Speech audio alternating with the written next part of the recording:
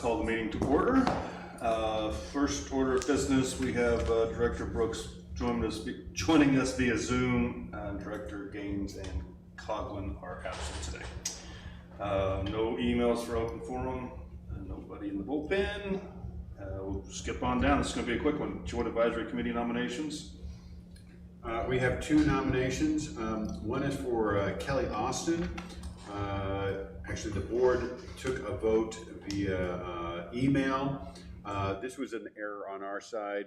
We had been notified by the chair and we just missed it, didn't bring it to the attention of the board. So in order to allow Kelly to attend the most recent Lakes Committee meeting, the board took an email vote to approve him, but we want to make sure that we do it in an official manner next week. Next one is Keith Eames for the Golf Committee. Keith, I think many of you know Keith. He's a long-term employee of the POA, has retired 2 years ago, something like that, and has a wealth of knowledge about agronomy, so forth. So, any questions on those two nominations? And Kelly was on the Lake Committee. Kelly was on the Lakes Committee at least 6 years. He's been off for 2 or 3 years, but really good addition. Good, in my opinion. Both of these are good additions to the committees. Agree. All right. Anything on those? Okay, on to policies. We have a few policies that are under review, up for second readings. So all these policies have to do with the POA taking over the ACC. We had a Rules and Regulations Committee meeting last month. We didn't cover it in the work session because of the timing. The board did vote on it at the regular meeting last month. It came up at this month's Rules and Regulations Committee meeting. So by the time the board takes the second and final vote, it will have seen 5 meetings, 5 public meetings. And so, as I indicated, these are all the changes just to get us set up to take over the ACC.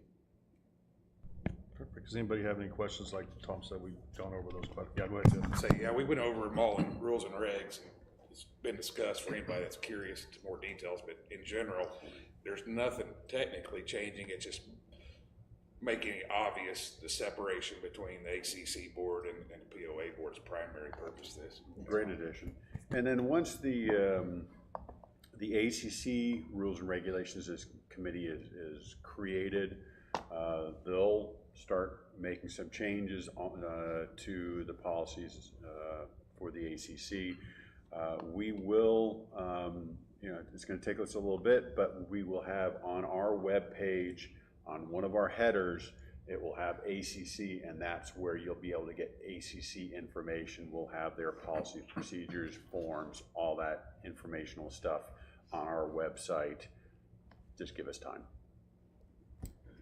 And that's the end of the agenda. I think we got a record. That's all I got. Does anybody have anything else before we go into announcements this morning? Bob, did you have anything? No. Okay. No. All right, we'll go into the announcements.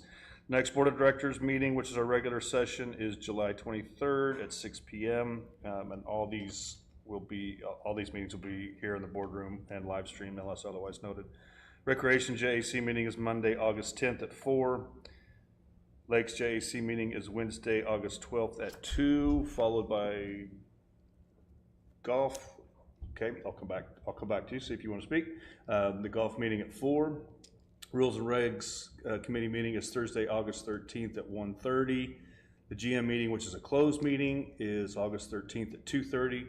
Our next work session is August 20th at 9, and our August regular meeting session is at 27th at 6. And we did have somebody, did you want to speak? About the ACC thing. Absolutely. Yep. I didn't want to go out of order here. No, you're good. You're good. Okay, my name is Mark Stevens, recent resident of Bella Vista out in the Highlands area. Went through all the process of, getting everything built and everything. And the ACC was fine.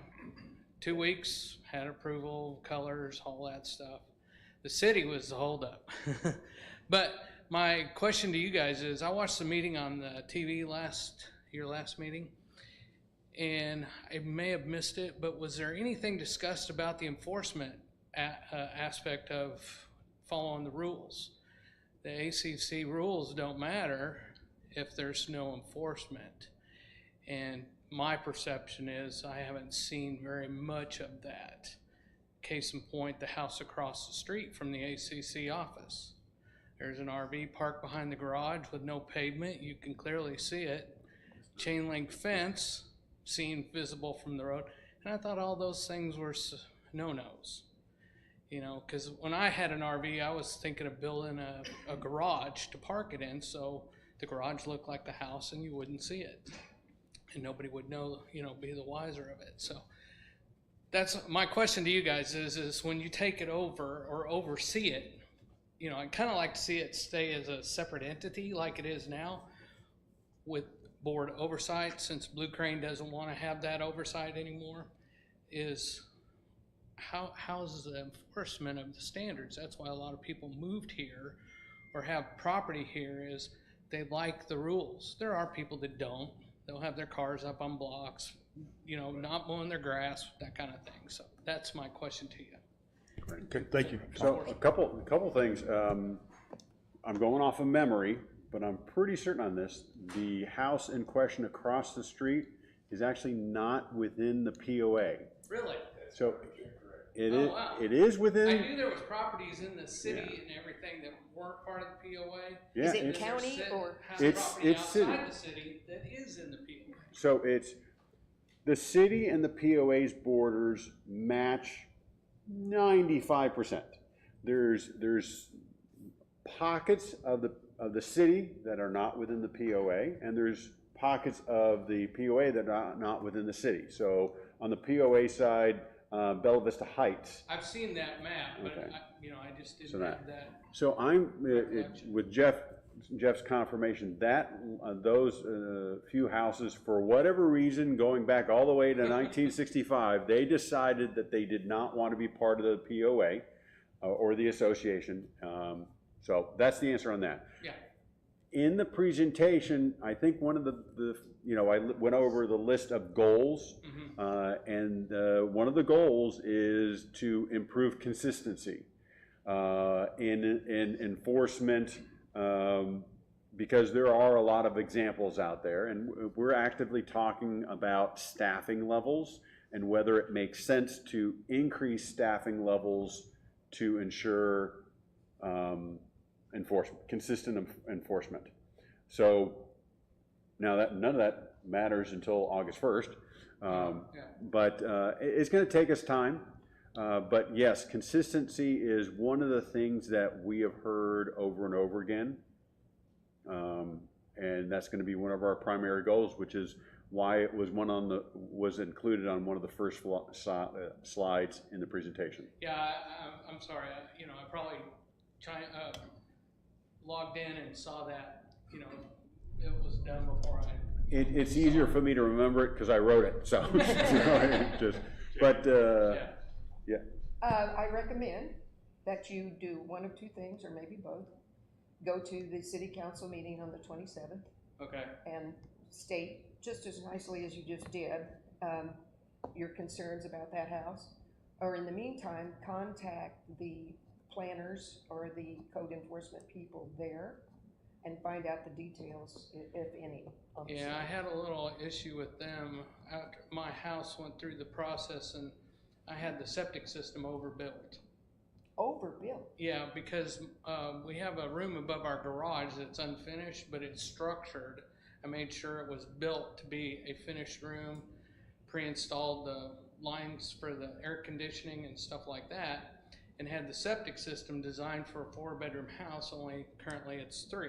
Right. And they didn't put the sticker that they approved the system to be a 4-bedroom system, and it took me a little bit to get them to come back out and replace that sticker on my electric panel. But I'm trying to get a detached garage built right now. The ACC proved it just like that because it looks like the house. But the city, for some reason, thinks I'm gonna operate a mechanic shop or something in that garage. When I'm retired, all I wanna do is park a vehicle and have my lawnmower in there, you know? So, I but, still recommend you go to yeah, I council. will, Because otherwise it just disappears and you get mad and nothing's done. right. As far as your septic is concerned, you shouldn't be that concerned because there's a septic permit that's filed with the county. Well, that was the case. And does They it didn't say recognize, 4-bedroom? yeah, yeah. Okay, so Yeah. that's what realtors go by when we would go to list your home again. We would go by that septic Well, I permit. do have that sticker now in the Oh, house that okay. says it's a 4-bedroom Well, system. we don't look for stickers, we look for Yeah, permits. but it's signed by the city inspector and that. All right, sounds But good. I, just as a recent homeowner, builder, whatever, the ACC and everything else was fine. It's the cities where the holdup is. I think they don't want growth, but they're not gonna come out and say it. So, Not gonna speak on their behalf, but thank you. appreciate you letting me. Thank you for coming, You we bet. appreciate it. You bet. All right, does anybody have anything else? Okay, we're adjourned.